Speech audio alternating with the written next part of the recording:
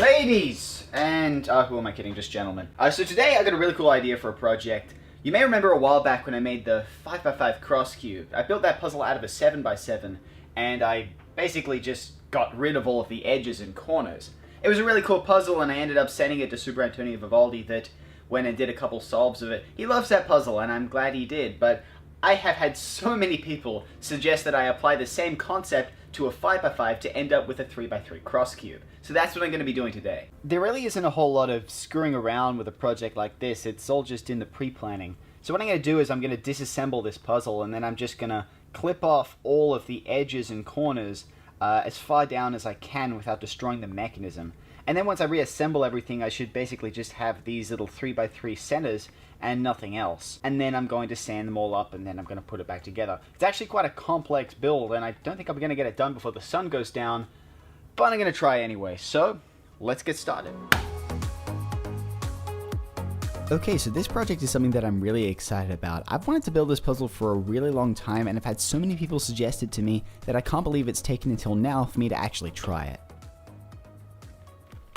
To start this puzzle off, there was no marking out, there was no gluing together, no nothing. I just disassembled the puzzle and then I worked out which pieces I was going to modify and which pieces I wasn't going to modify in this build. Spoiler, pretty much every piece is going to get modified in this build. All of the edges were going to get cut down and all of the center pieces were going to be extended outwards. After I'd finished sorting out all of the pieces, I got a pair of cutting pliers out because now it was time to clip off all of the cubies from the edges.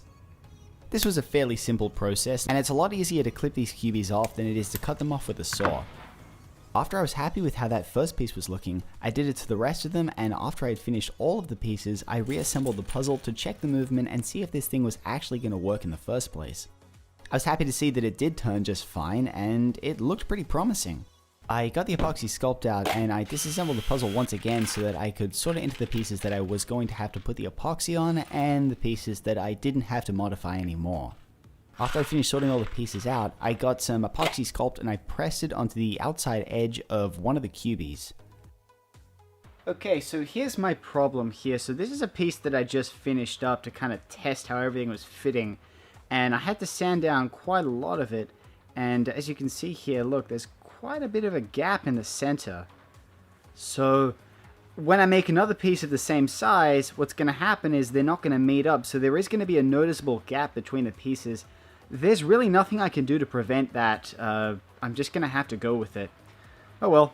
I began to sand down the rest of the pieces so that they match the first one that I built. This didn't look like it was going to take too long, but I decided to speed up the process by taking everything over to my belt sander and sanding all of the larger faces until they were flat. Now this looks pretty dangerous, and it kind of is, but it's alright. I've been doing this for years and this is really the only way to make sure that I can get all the pieces uniform and do it quickly. And speaking of quickly, it didn't look like it was going to take that much longer to finish all of these pieces. Alrighty, okay, so this is what I've got so far, and as you can see, it works just fine. These layers turn. It does function, but it's only half done, and I'm finishing this project up here. Okay, brief interlude. So let me explain what happened. You see, this kind of extension is really tough because it's so close to the line where I have to make sure the mechanism can still function and the actual extension itself looks the way I want it to look. And the only way to find the middle ground was to carve away a lot of material, which ultimately took a hell of a long time. So yeah, I totally underestimated the amount of time it would take to actually finish this project, and I'm calling it quits here.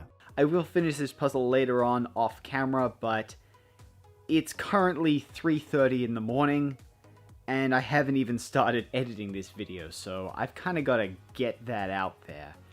But I hope that this shows you that this puzzle is possible. Look, you can see there are some gaps in the pieces, which I'm not too happy about, but I really wasn't able to prevent that. So I'm just going to have to go with this as is. I'm going to finish this puzzle up, and then I'm going to sticker it up off camera, and then I will show it in a separate video a little later on. I don't like to end a build video unfinished, but anyways, thank you guys for watching, and I'll see you next time.